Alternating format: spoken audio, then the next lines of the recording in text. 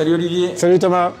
Bon, l'hiver est là. Eh oui, il est arrivé. Le froid est déjà bien installé. Ouais. Les fêtes de fin d'année approchent et on sait pertinemment tous les deux que cette période est propice au départ de feu et aux intoxications au monoxyde de carbone. Tout à fait. Tu me disais encore ce matin que sur 20 intoxications au CO en région Centre-Val de Loire sur l'année 2020, il y en avait 15 qui étaient dues à des appareils de chauffage, type chaudière.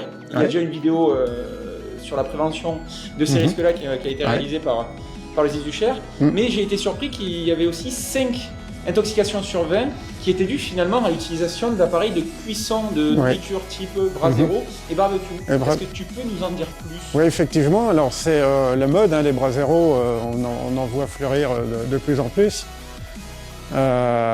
Effectivement, ces appareils qui sont hauts de chauffage ou de cuisson qui provoquent une combustion qui n'est pas complète, crée un dégagement de monoxyde de carbone, de CO.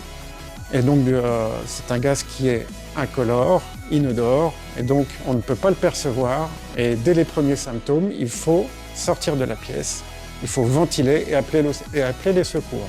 C'est hyper important de le faire tout de suite. Voilà, donc c'est le brasero et le barbecue, on oublie, c'est forcément à l'extérieur et jamais à l'intérieur. Ok, donc si je résume, tous les appareils dédiés à une utilisation extérieure, pas en intérieur, et pour éviter l'apparition de monoxyde de carbone, finalement on aère régulièrement son habitation et en cas des premiers symptômes type maux de tête, vomissement, on prévient dans ces cas-là le 18 ou 112 pour prévenir les secours. Tout à fait. Le deuxième sujet, c'est les départs de feu, et on sait que la période de Noël est aussi propice à l'apparition ou à la prolifération finalement de décorations de Noël et d'appareillage électrique. Également, le fameux sapin de Noël. Tout à fait. Et on sait que le risque est forcément accru. Donc si tu avais quelques conseils en matière d'appareillage électrique, qu'est-ce que tu pourrais nous dire? Alors, la première consigne, c'est de se dire on allume le sapin quand on est présent.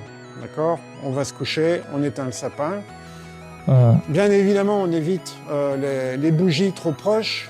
Voilà, un sapin, lorsqu'il est sec, au bout de 3 semaines, 1 mois, c'est-à-dire dès début janvier, le sapin a beaucoup séché et du coup, il est inflammable beaucoup plus rapidement. Donc, on évite toutes les sources de chaleur à proximité du sapin. Et dès que Noël est passé, on peut dire on démonte le sapin rapidement.